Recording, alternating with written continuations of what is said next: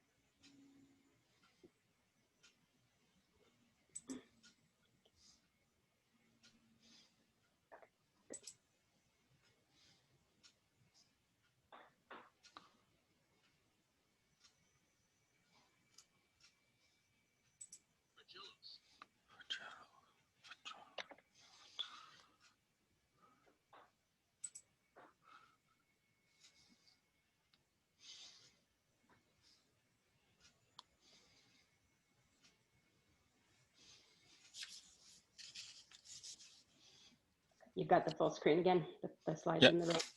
Yes. Yes. All right.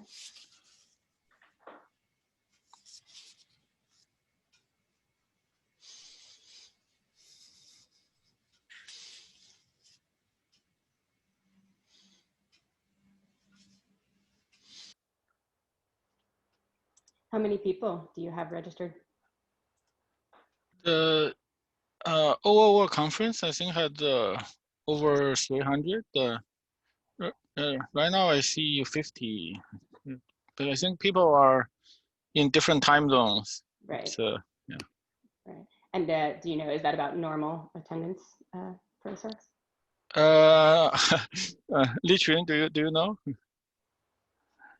Yeah, I think for the it's kind of normal. Yeah. Right. It's been interesting to see which things, you know, a lot of things seem to attract more people because it's easier to participate online, and then some things people just aren't interested online, and you know, time differences matter. So it's kind of interesting. We definitely found with some events we did for prospective students at Barnard, we had people, you know, many more people than would normally attend because they could come without traveling to New York. It was very interesting. Yeah, and also the registration fee is really low. Mm-hmm.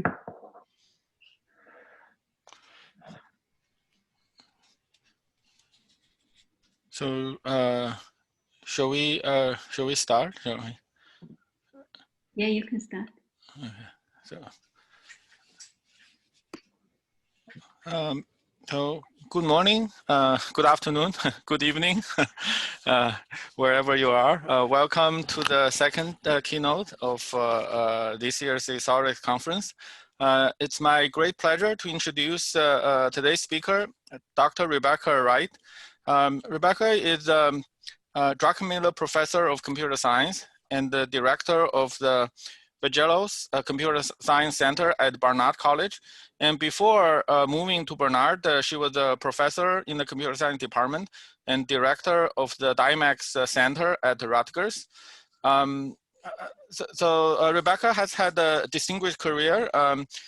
She served as the program chair for financial crypto in 2003 and the CCS conference in 2006 and the general chair of crypto in 2000.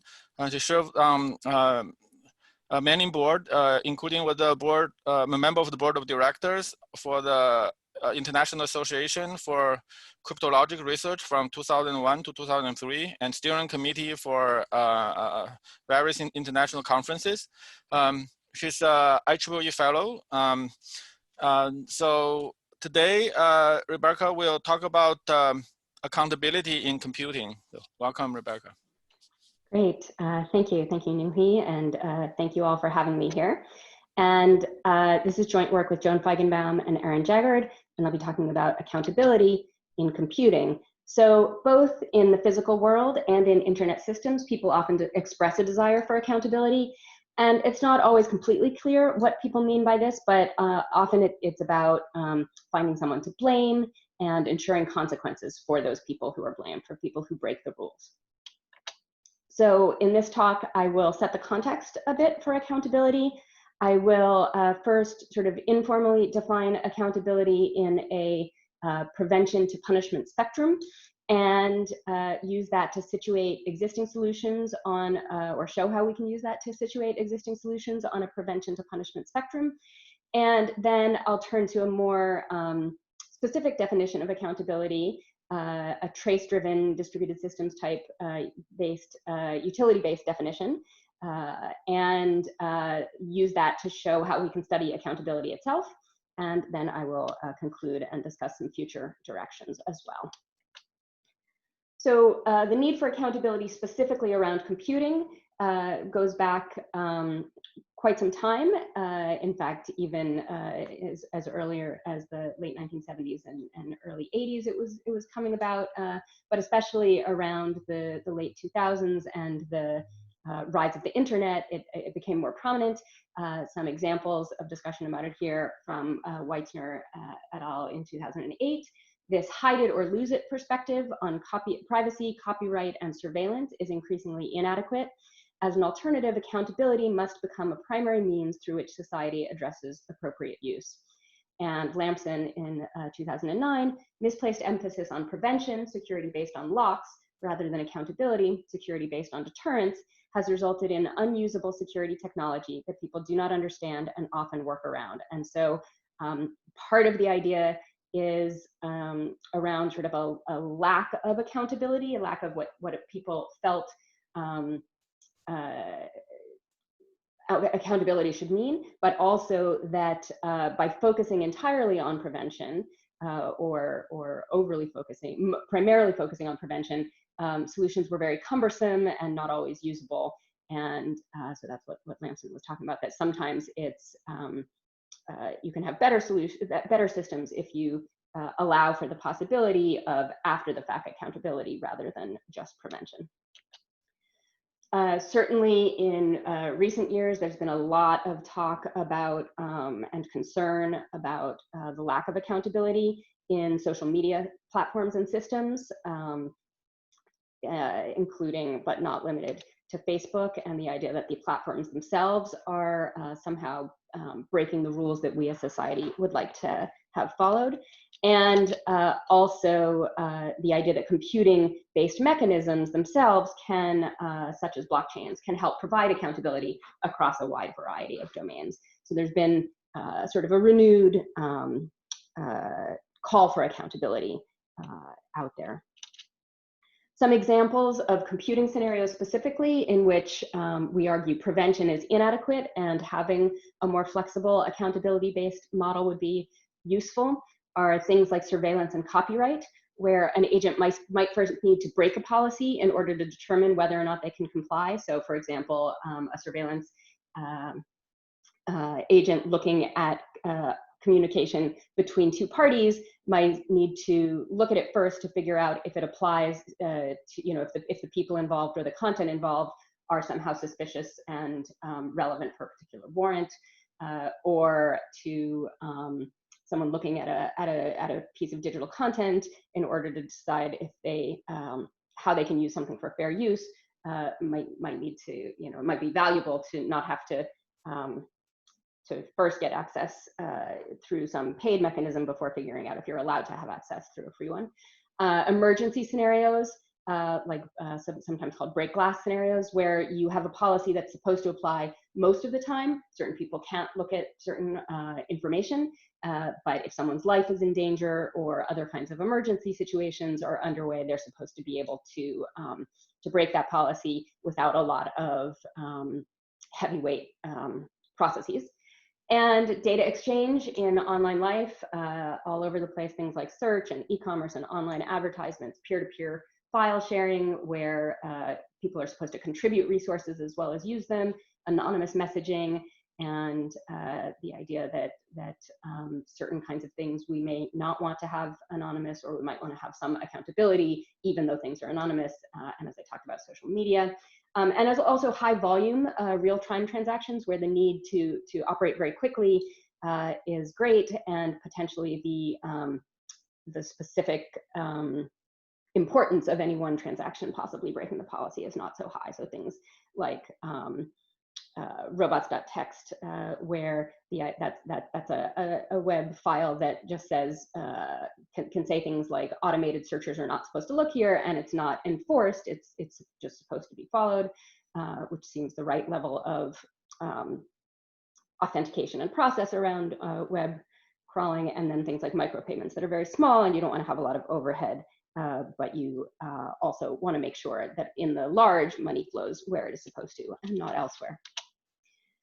So we've been exploring for quite some time now accountability as a useful paradigm shift from approaches based only on prevention to approaches that can sometimes allow policies to be broken, but in a way that should actually deter that from happening. And it's been, as I said, an issue for a long time, including since early days of email spam, where the ability to send a message to lots of recipients has made a lack of accountability, and peer-to-peer systems as another one, both with resources in versus resources a user takes out, and the so-called free rider problem, and also with posting of content that was supposed to be policy protected by copyright or other laws, and continues today in many forms. And in particular, accountability and identification and tracking often are discussed sort of all together. So accountability may or may not, I would argue, require identification and tracking of everyone at all times. But in fact, without definitions, we can't really tell. And that was really what led me to be interested in studying accountability, that I felt like I was hearing people say a lot, we need to identify everyone, we need to track everything that's going on so that we can have accountability. And I wanted to say, I don't think that's true. I think there might be other ways, but just like, they didn't really have a basis to say that it was true, I didn't really have a basis to say that it wasn't true without having definitions. And so that was a big part of what interested me in studying accountability in more detail. So if you look out there in the computer science literature, and in fact, you can also look in sort of political science literature, and there's other places to find accountability besides just computing, but I'm gonna focus primarily on computing here. You'll find that when a system is saying it provides accountability, or something is talking about accountability, different definitions, whether implicitly or explicitly, focus on different concepts. So they might focus on detecting that something went wrong, evidence that can be provided to third parties to show that something went wrong, or to start to get at who the guilty party might be, judgment or blame that start to turn that evidence into actual judgments about who the guilty parties are, punishment or other kinds of repercussions that can take place. Some of them are really just about associating actions and identities with the assumption that will lead to the hooks that accountability can be provided on. And sometimes it's more on answerability, the idea that someone has to be held to account, they must stand up there and answer questions, either sort of in a very physical way or in some metaphorical way. And I should also note another worthy goal that has been of a lot of interest lately is in the realm of what I would call accountable algorithms, or what people are calling accountable algorithms, focused on things like fairness, audibility, transparency, explainability, ethics, privacy, and more of automated decision-making algorithms, especially those based on machine learning. While that's not completely unrelated to the kind of accountability that I'm talking about here, it is somewhat different, and I'm not going to be talking about that today either. So you can take a lot of these notions that do show up in the literature that I was talking about and put them on kind of a temporal spectrum. So if you look at a violation as something that occurs at some point in time, you can think of everything about prevention, everything that's supposed to prevent violations from happening, happens before the point that there would be a violation, with the goal that you should never get to that point. There should never be violations because they're fully prevented. Even in systems that attempt to do that their whole security mechanism is around prevention, we know that doesn't always succeed. So even in mechanisms that include prevention in a full-scale, real-world deployment of the system, often you do need some of these later steps as well. And those later steps would be, as I said on the last slide, detecting that something went wrong, finding evidence through things, through information that is available, rendering some kind of judgment and potentially punishment. And so often these earlier points in the spectrum really do seem to be about enabling punishment, and I don't want to be too punishment focused. The goal of punishment isn't necessarily to punish the bad actors, it's to promote deterrence. It's just like prevention is supposed to get you to never have the violation in the first place. Good accountability mechanisms, having those in place actually also can serve as preventive mechanisms, preventing violations to happen in the first place, because everyone knows that there's this potential for punishment, and so the violation might not be worth doing. So our goal is to expand the focus to the goals later in this spectrum, to reduce identity assumptions built into the definition. So we don't want to just say accountability comes from knowing who everyone is, so you can do detection, evidence, judgment, and punishment, but actually saying that the accountability comes from being able to get through this spectrum to having consequences for actions. And this will allow us, by not building in identity, it will allow us to potentially provide solutions that don't require identity, and also to study sort of, if from a theoretical perspective, the extent to which identification might actually be required. And same thing with sort of this notion of closed or open systems, which I'll come back to a little bit, that also seem that are quite closely related to how you can provide accountability. And we also want to allow for the most flexibility for mediated or automated punishment. So mediated punishment would be where there's someone who has to step in and take some kind of action, whether it's the participants in the system or some kind of external entity, whereas automated punishment would be something where the very functioning of the system itself sort of provides the punishment to those who break the rules. So these different flavors of definitions out there address different parts of these. A sample of some of those, Umar Effendi and Chase in 2007 said, a system is strongly accountable if it provides a means for each participant to determine for itself if others are behaving correctly without trusting assertions of misbehavior by another participant who may itself be compromised. So they were very focused on detection, and that every individual in the system should be able to detect. Definitions also focus on evidence. From Kyler in 1996, accountability is the property whereby the association of a unique originator with an object or action can be proved to a third party, i.e. a party who is different from the originator and the prover. So this one is about having evidence that can be sufficient for a third party to see any object or action. In particular, it would imply that that bad actions, policy-breaking actions or objects could have evidence, shareable evidence. And Haberlin, Kuznetsov, and Druschel in 2007, accountable system maintains a tamper-evident record that provides non-refutable evidence of all nodes' actions. So again, about being able to tell when something goes wrong and which participant it was associated with. And some focus more specifically on association and identification, different work by Umar Effendi and Chase. An accountable system associates states and actions with identities and provides primitives for actors to validate the states and actions of their peers, such that cheating or misbehavior become detectable, provable, and undeniable by the perpetrator. So now not just about detection, but all the way to provable and undeniable. And finally, punishment. Lamson in 2005 said accountability is the ability to hold an entity, such as a person or organization, responsible for its actions. So at least somewhat related to the idea of consequences, that there should be some responsibility, some consequences that happen. So our definition intuitively is that an entity is accountable with respect to a policy P, and that's important, that a system isn't just accountable, it's accountable with respect to particular kinds of policies or a specific policy. And that holds if whenever the entity violates P, then it is, or at least could be, punished in a targeted fashion.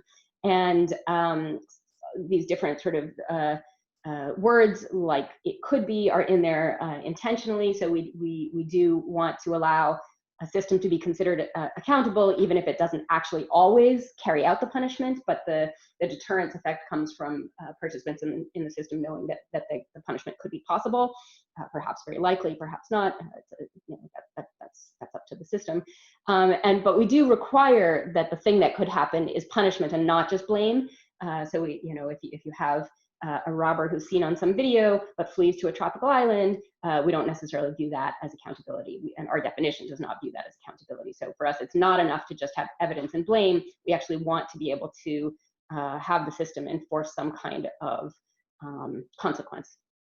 And in particular, we don't even require blame for a definition as long as punishment occurs. And if there's punishment but not blame, that would be a version of what we call automatic punishment. So as a toy example to see how this definition can sort of cover all these different concepts, let's look at a car dealership lot. So it's a real world example or a toy real world example.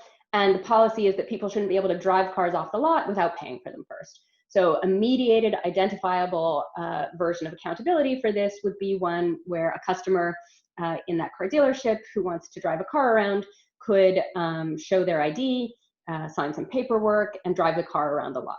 And if while driving that car around the lot, she tries to leave the lot in the car without payment, a judge could punish her based on the presented evidence. So this relies on sort of the existing real world context of what IDs mean, what signatures mean, what judges do, and relies on identification and mediation systems that already exist.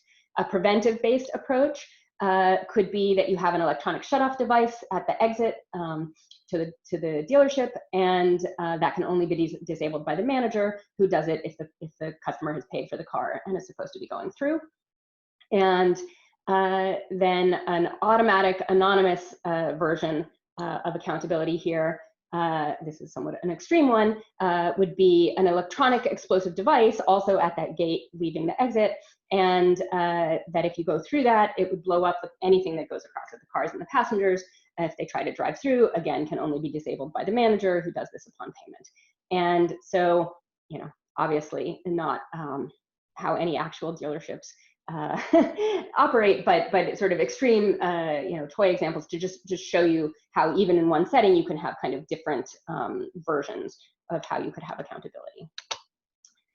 So these concepts can be applied to a variety of distributed computing systems that aim to provide some notion of accountability. You could use it to guide the creation of new systems as well. And so so one thing that we did was sort of take, partly to get a sense of if we were capturing kind of the right set of things, is we looked at this temporal aspect from prevention through detection of evidence, judgment to punishment, and we looked at a bunch of systems out there in the literature that either had accountability kind of primary in the title or talked about accountability throughout. And not going to go through this in detail, but if you kind of take a quick look at the columns, you'll see that a lot of them really kind of focus on the detection and evidence part, not so much focus on prevention, because we were specifically looking at things that were talking about accountability, and even though prevention-based systems themselves can be part of a larger view of accountability, they tend not to use that language as much. So a lot of focus on detecting and evidence, so possible for our participants in the system to break the rules, but we can tell when it happens and we have some evidence about who did it, but really not as much focus, although some, on the judgment, blame, and punishment, often just assuming that would happen outside of the system, like the going to the judge. Other aspects also in which systems can differ and definitions or ways to achieve accountability can differ have to do with information, things like what's known about participant identity, whether violations themselves are identified as actions to people, to participants within the system, as well as whether the violators are identified, and the kinds of actions that then are taken, whether they're centralized or decentralized, whether there needs to be an internal or external punishing entity, if a punishing entity at all, and whether it requires the violator to somehow continue participating in the system to actually have the consequences. And so there too, we looked at a lot of examples from the literature, and not going to go through this one at all, except to say that if you were to look across all the different rows, you'll see sort of very different, lots of different combinations of properties in terms of whether identity for participants is required, whether violations are disclosed and to whom, whether violators are identified and to whom, as well as which entities are taking the action, and whether the violator needs to continue participating in the system in order to receive any punishment. Of course, not being able to participate in the system can itself be viewed as punishment, and that's actually a major piece of how some of the systems provide accountability. So what kinds of approaches are taken in these systems? There's a number of different kind of common approaches. One is capture everything, so the idea of tracking as a way to make sure you have the evidence when you need it is there in the peer review system. Does this, and lots of follow-up work as well, or later work as well.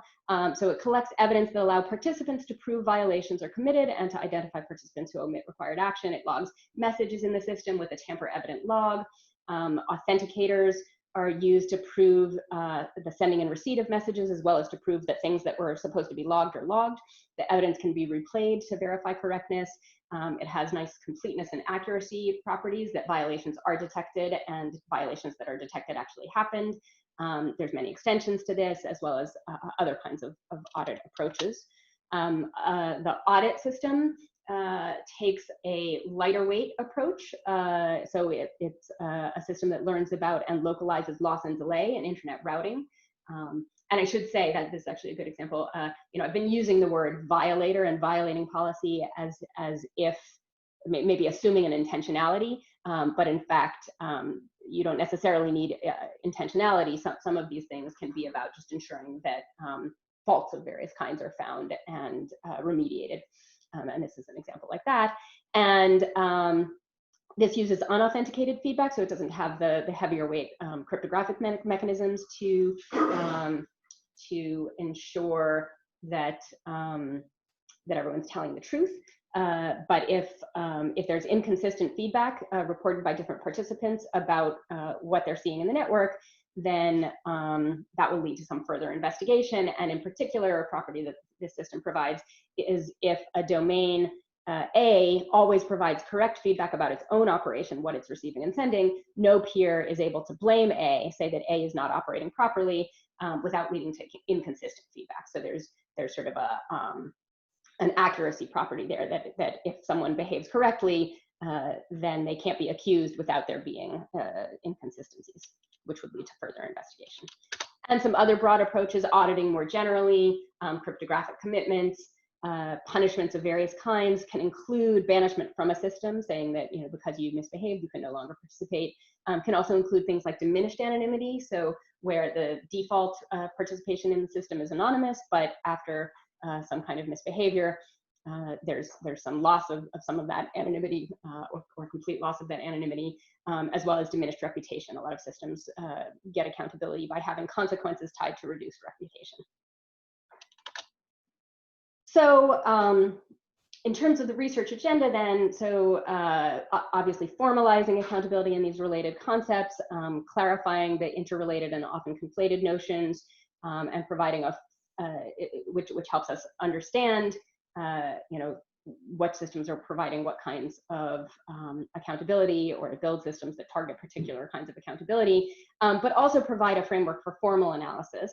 And then you can use these ideas to study accountability and identity requirements in systems, things like trade-offs, where maybe having different properties that you can trade off to get more or less accountability, or different kinds of accountability along that spectrum, as well as impossibility results. And in particular, having the definitions actually let you get to the question that motivated me in the first place: to what extent is identity required to provide accountability? And so, one research goal might be to kind of looking in these trade-offs or relationships, explicating relationships between accountability and some of these related properties, things like identification, but also authorization, detection, compensation, punishment. Open versus closed systems are all sort of these concepts that float around accountability, and there are more. And so then an example research question, as I said, could become, if you want to get more specific, if you're looking at open systems with mediated punishment, are anonymity and accountability compatible, would be an example. So I am not going to make this a very formal talk, but we do have a formal definition, and I'll just give you some of the flavor of it. And again, these definitions are needed, or some kind of definition is needed if you actually want to be able to answer the question in a rigorous way, answer the question about accountability and identifiability, or answer any other question about sort of the properties of accountability itself. So in our case, we take a trace-based definition in a distributed system, a system where there's participants and ways that they act within that system. And our traces are finite sequence of events. You could have infinite as well, but we focused on finite in particular because we want to get at outcomes, and an outcome is a trace that can't be extended, and we use that to understand sort of where the system ends up. But of course, you could take that as a snapshot within a system as well. And a violation predicate is just something saying, does this trace violate a particular policy in question? An event E is itself a violation if the trace coming into the event E does not have the violation predicate holding, and then as soon as that event E happens, it does. And we assume each principle has some kind of utility function defined on the outcomes of the system. And that's another reason we need the outcomes, because it's necessary for us to be able to tell in our formulation whether something is a punishment or not. And we can do this for either the expected utility or the most typical utility.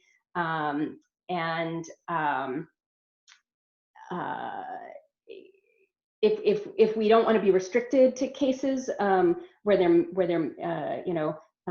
may not be a distribution on behaviors or worst case guarantees, then we can't always use the standard economic notion of utility, but we do need some kind of notion that says how participants value particular outcomes. And we also rely on a notion of causality. We don't need a particular notion of causality, but to be able to make the definitions, we need some ability to talk about causality, and different notions of causality will yield different results. So in this context then, automated punishment would look something like this. So the system's going along with this blue line, and then there's this fork in the system where in the green at the top, no violation happens. In the bottom, there's a violation, which is an event that causes the violation predicate to now hold on that new trace of the blue part plus the one violation event. And automated punishment is satisfied if a violation event always leads to a state that could have a punishing event. So the idea that all of these red outcomes are lower in utility to the participant that carried out the violation. Mediated punishment, a little more complicated because now it has the violation event and a punishing event. And this is where causality comes in, that the punishing event must be caused by whatever the causality definition is by the fact of the violation. So we don't want to sort of attribute some bad luck event that happened later as the punishing event and say the system is providing accountability because look, a violation happened and then that person got stuck out in the rain later that day. Or something like that. So, so whatever the notion of causality is, it should provide some causal connection between the violation and the punishing event.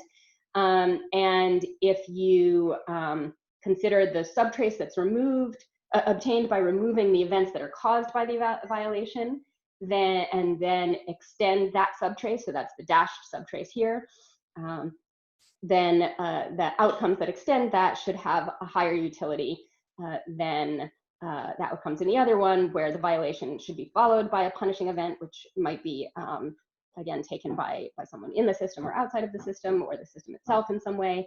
And those should have lower outcomes, lower utility outcomes for the violator. So depending on the notion of causality, this can specialize to automated payment. So automated payment can be a special case of mediated punishment where the violation itself serves as the punishing event. So when the violation happens, you end up with the violator in a lower utility outcome. So Also in our definition, in this sort of distributed systems type definition, there's different participants, there's concepts and relationships. So we view the system as existing in a larger world. In the larger world, there are principles, and then within the system, those principles operate under Nyms, which are some kind of identifiers within the system. Could be the same as their identifiers outside of the system, could be different. And those Nyms are the entities that take actions. And then there's a more complicated set of relationships around these different entities and actions, which have to do with, so actions can be violations, actions can be detections, Nyms can be punished or blamed, principles can be punished or blamed, connections between Nyms and principles are about identity and identification,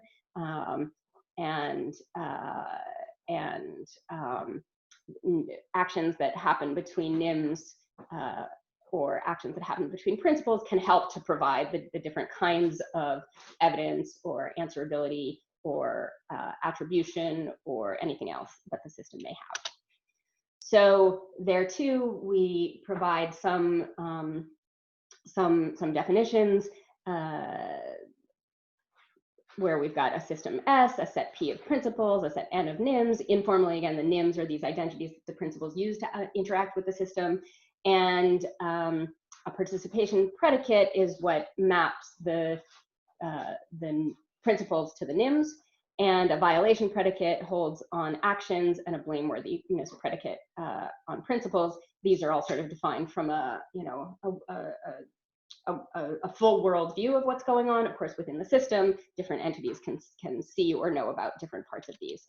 And so let me again come back to examples. I feel like they're a good way to sort of explore the concepts in an informal setting like this. So I'm going to talk here about software vulnerabilities and sort of in a loose system that might describe the whole world. So suppose Alice, acting as some Nym N, finds a software vulnerability, and she wants to decide whether to disclose it responsibility or whether to exploit it for her own use in some way, either using it herself or selling it to someone. So trace TP is going to be the one in which she discloses it responsibly, TE the one in which she exploits it. And if Alice can obtain sufficient payment for exploiting the vulnerability, she may choose to do that. And her ability to make that choice may depend on the whether she can do, her making of that choice may depend on her ability to do so without repercussion. So so if there's going to be a lot of repercussion to her for exploiting rather than disclosing responsibly the vulnerability, she may choose to do that. And that in turn may depend on the extent to which she can be identified as having done this. So as extremes in our definitions, then this difference could be shown by the mapping FID, in which all principles are mapped to distinct Nyms. And so every time a Nym discloses a software vulnerability, you can go back and see exactly which principle in the real world that it is. Versus F-anon would be the one in which no distinction can be made, that when a Nym does this exploitation or disclosure of vulnerability, no one can tell who it is. No one in the system or outside of the system can tell. And so if she can be identified, she may also care about an increased or decreased reputation for her action, and of course also payments for responsible disclosure, through things like bug bounties, are also designed to change the decision making within this system. So, and in particular, if Alice's utility depends on her likelihood of being identified, then that can change how she might behave. So, not going to talk too much about the utilities, except to say that our notion of punishment basically relies on the existence of utilities. It's defined in a utility-theoretic way. The goals for the principles utilities and how we want to define them include allowing us to distinguish between various kinds of outcomes within the system. So the utility should depend on the trace. It should depend on the connection between the principles and the Nyms. And for us, we want those two parts to be separable. Again, because one of our goals is to be able to study the effects of identification versus anonymity, the connection between the principles and the Nyms. And so what we have been using is a notion of utilities with linear transfer. It generalizes something called quasi-linear utilities, looks something like that. not going to go through it, but in particular, it is sufficiently expressive to capture reputation-based approaches to punishment, whereas quasi or linear utilities by themselves are not sufficiently expressive for that. And an important special case at the bottom here is where the two parts of this quasi or linear utility come from a property that holds on the trace, plus a property that sums up over all the different Nyms that that are in the trace and the outcomes to them. So it basically says, it allows you to say things like the utility that a principal derives is associated with the impact on all the Nyms that it might be associated with in the system, and that can help ensure that that can let you look at accountability in the kinds of systems where a participant may have many Nyms, and a punishment to one of the Nyms could be offset by gains accrued by all the other Nyms actually controlled by the same principle.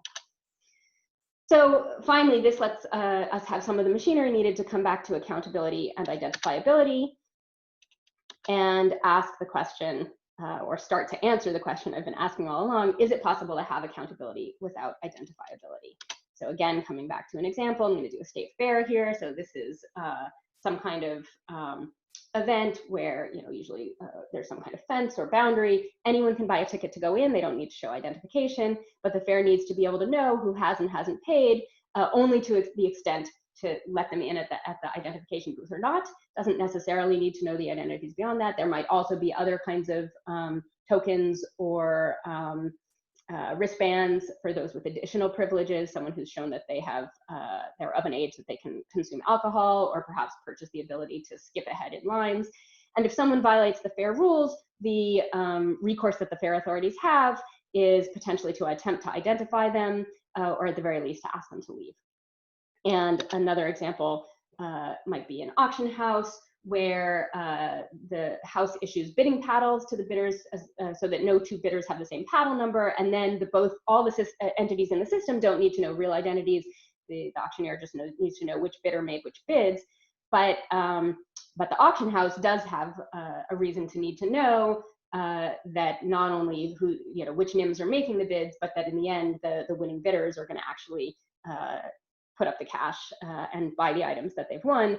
So to do that, they may require real identities that they can use to go outside of the system and try to prove claims with the judge, the external system, or a sufficient cash deposit, which would allow them to, the paddles could be tied to this paddle is good for bidding up to this, and they can just keep the cash if needed.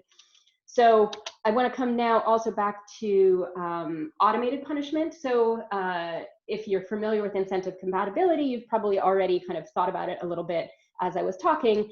And from our perspective, our definitions and our intention was for our definitions to capture incentive compatible protocols. So in an incentive compatible protocol, a protocol is defined to be incentive compatible if not behaving according to your true utilities can't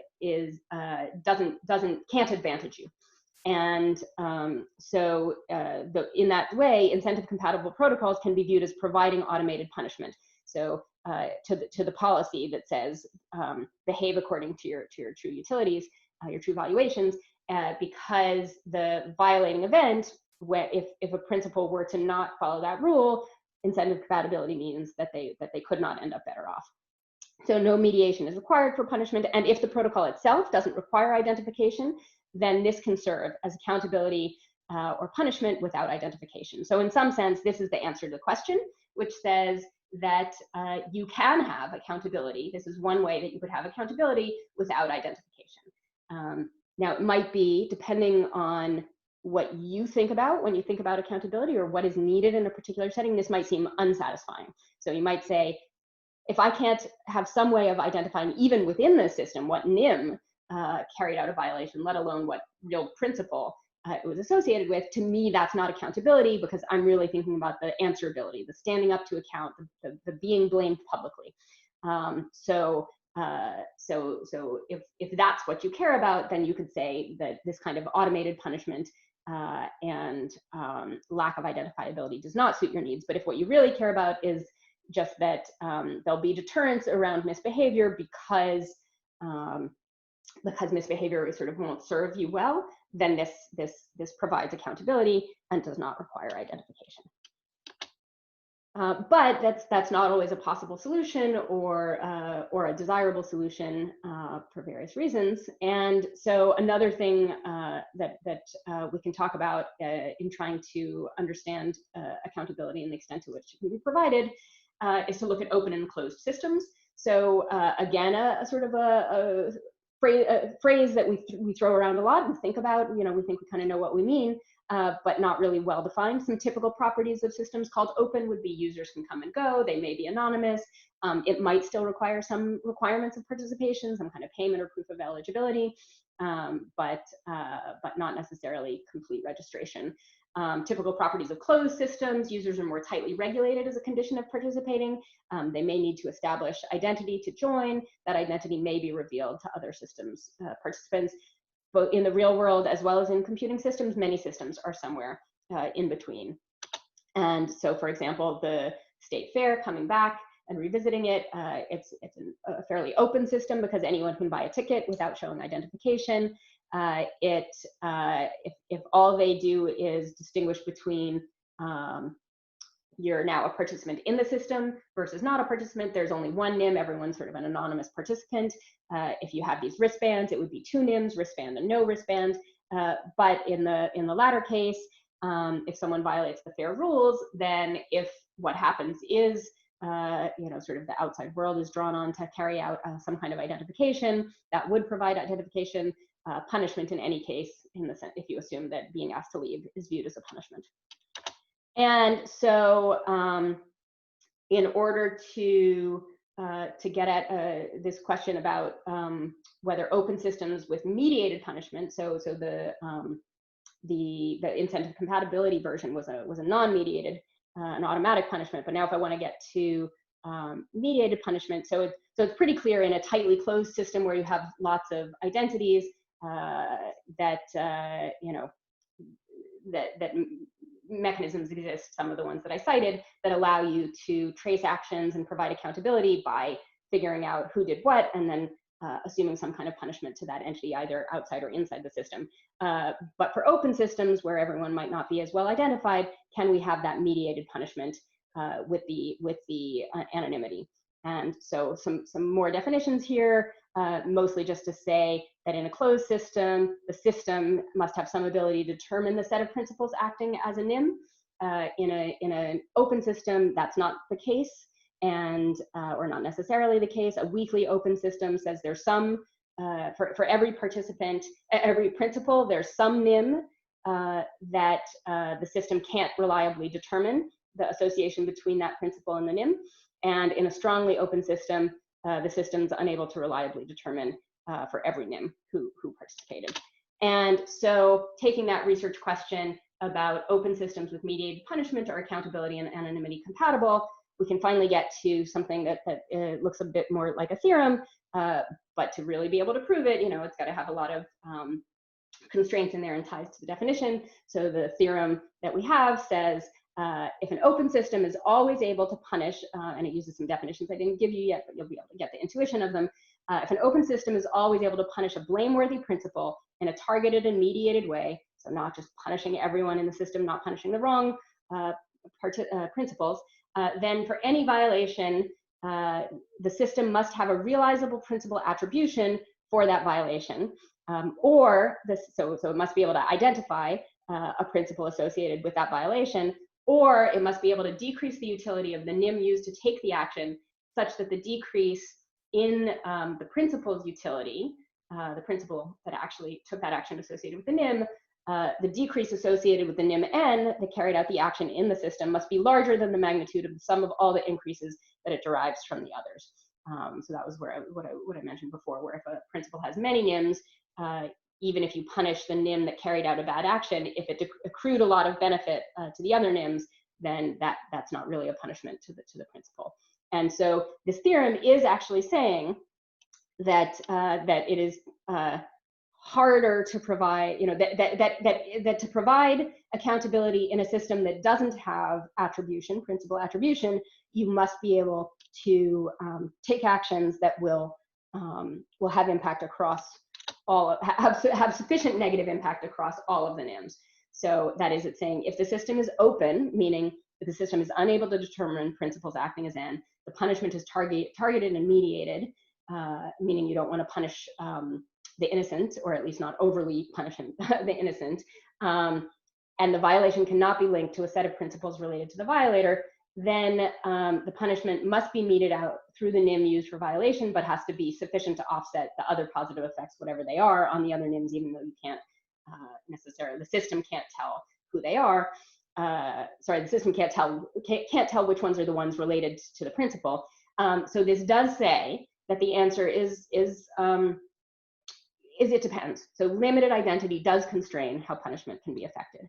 And so, I mean, you could say in a way this is maybe itself a somewhat obvious conclusion, but it's at least a more nuanced conclusion than the one that says you can't have accountability without identification. It's more nuanced and more true, but it also starts to say which kinds of specific properties that are like accountability you could have and which ones maybe you can't.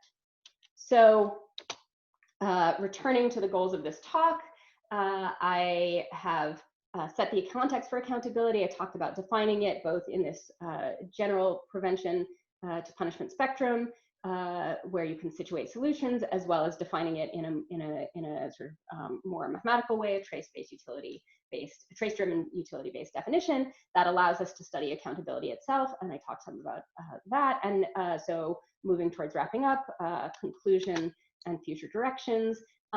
Today's technology creates huge opportunities for convenience, for connection, but also for security breaches, privacy invasion, weaponization of information, everything that the rest of the talks in this conference are going to talk about and try to limit through addressing. Accountability is an important goal, both for individuals and providers of technology applications and infrastructure. Accountability complements preventive technologies, but can also make use of them. The more that can be prevented from happening in the first place, the less you have to worry about in terms of detection, evidence, blame, etc. And our hope is that the insights gained in this kind of study can lead to better system design and to better informed choices by decision makers as well as users. Things that still need to be done here: refining and applying the model, including using it to guide system design, for example, coming back to social media. And the challenge with a lot of social media has to do with the lack of accountability through the lack of identifiability and attribution to real identities, but the systems can be designed in a way either to use some pieces of real identities, but also to just show more information that provide evidence and allow sort of the disincentivizing these bad behaviors, and to continue investigating the conceptual relationships among these different concepts: accountability, deterrence, identification, etc. So with that, I will finish, and I am happy to take questions. Okay, thank you, Rebecca, for a very interesting talk. This is a very, I think, a thought-provoking talk on a important but difficult to tackle direction. So from the audience, if you have a question, you can either type in the chat or you can raise your hand, and then Kent, you can keep an eye on and then enable the participant attendees who raise a hand to ask question. Just to start, so I have I guess comments last question. So you mentioned in open system is accountability and anonymity compatible. So I think there, at least I can think of a setting where there's a third dimension, which is like a fairness. So there is this, I guess, brutal kind of punishment used in the past in different societies. I guess in Roman armies, decimation, and I think in Chinese. So you have a 10 people group as a group, is any one of them in the group did wrong and the whole group got punished. So in that sense, you do get some anonymity. So you don't need to know who did the bad things, just anyone. But then people are punished for others' fault. So that will be a third dimension. Yeah. Yeah, absolutely. And that you see that a little bit in some of the definitions that I didn't fully give about the targeted punishment, and you know, exactly. So right. I think you're right that you can. I mean, I think this is a very effective deterrence, and you know, sort of encourages people to self-police and things like that. But it also definitely runs the risk more that a non-blameworthy participant will be punished. And so exactly, I think these are the kinds of issues why we've got targeted and blameworthy in there. And if you don't care about punishing, you know, if you're willing to punish the non-blameworthy, it does open more avenues in which you can provide solutions, but they have these sort of potentially negative properties like lack of fairness. So I saw there's a question. Okay, so just Kent tells. Let me see whether. Yeah. So yeah. So, I have a question. Oh, go ahead. Yeah. Yeah.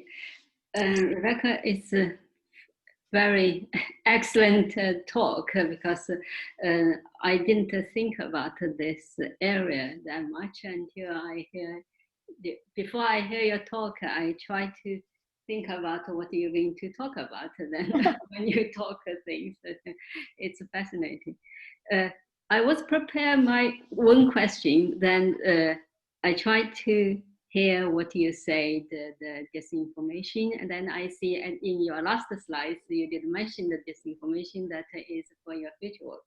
But I still ask this question anyway. Do you think the disinformation part, which is probably not related to punishment, because we don't know where this disinformation thing source is coming from, and disinformation seems like instead of punish individuals, we try to figure out what should be written in history. So because the social media, so everything is in the social media post, and people talk a lot, then this may become history later on. So that is not a punishment, but it's certainly a reward for those people who try to attack the whole system, try to make the disinformation happen. So is this your future work, or you have already think about that? Yeah, I mean, so that's interesting. I hadn't thought about sort of the incentive for, you know, of the people who carry out the disinformation campaigns as being to have it written into history as much as necessarily affecting the course of history, but definitely I think so.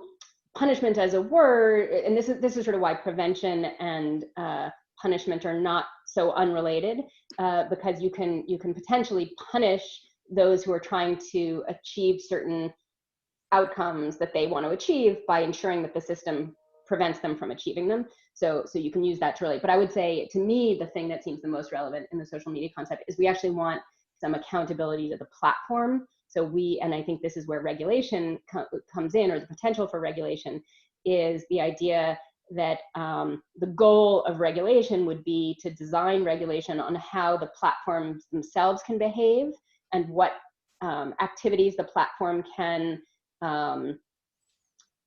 both incentivize and allow within the system, and if they don't comply, if the systems themselves don't follow certain rules about, you know, whether it's attribution or provenance or evidence, or not showing stuff that's been determined to be disinformation as readily as stuff that seems to be more legitimate, then they'll have to, then the platforms themselves will have to answer to some kind of punishment, pay fines, or not be able to have certain kinds of access, or whatever else the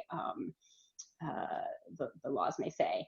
And again, the goal there is not necessarily just to fine them; it's to actually have them change their practices to follow, you know, whatever behaviors we believe will actually follow policies that we want about sort of authentic versus inauthentic information. Mm-hmm.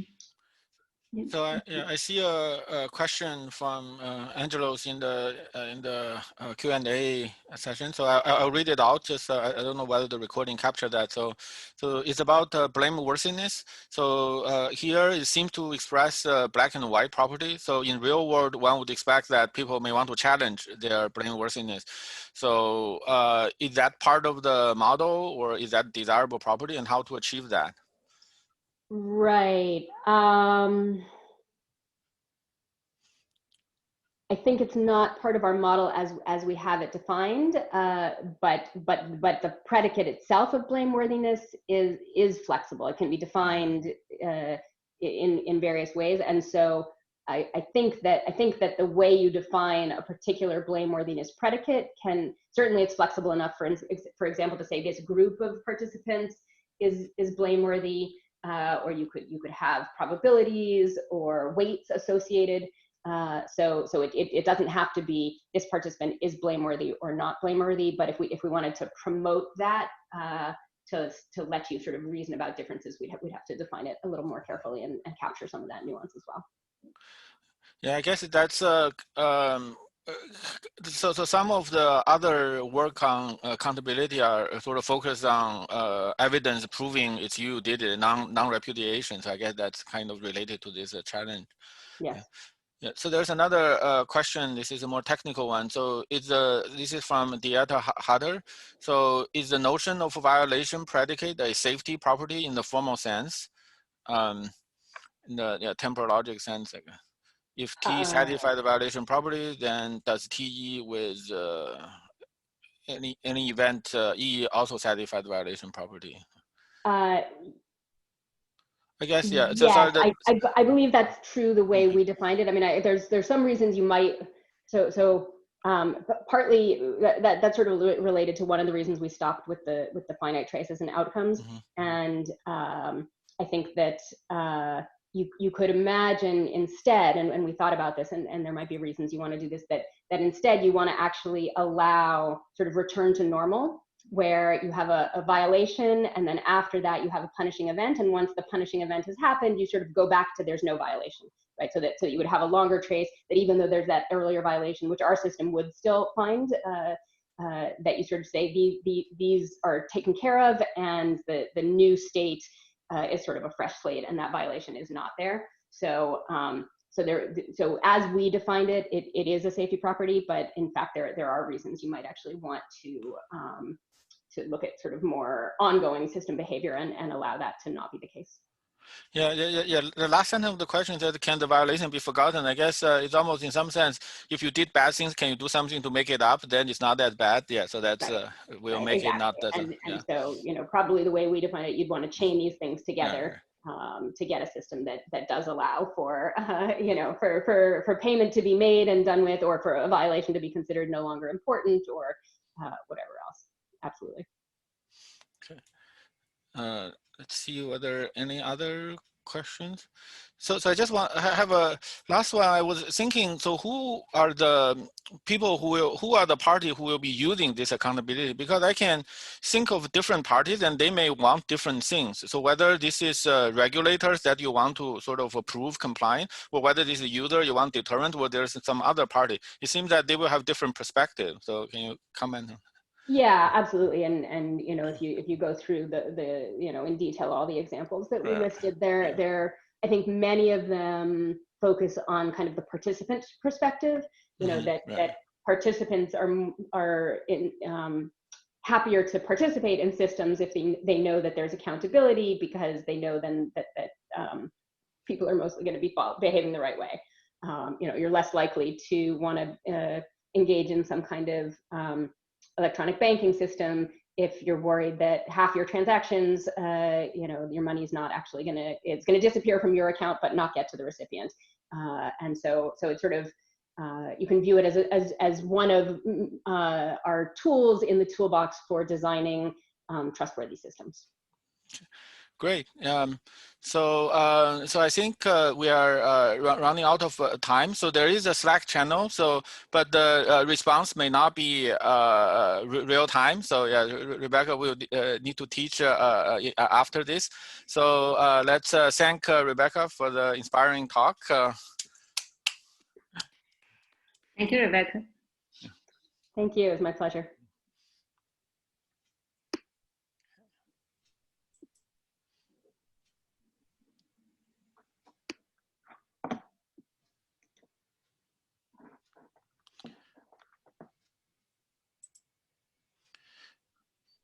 All right, so I will try to get on that Slack channel sometime today. And thank you again for having me. I'll monitor it in the meantime. Yeah, if there's things that I can answer. Yeah. Great. Thanks so much. Okay. Thank you.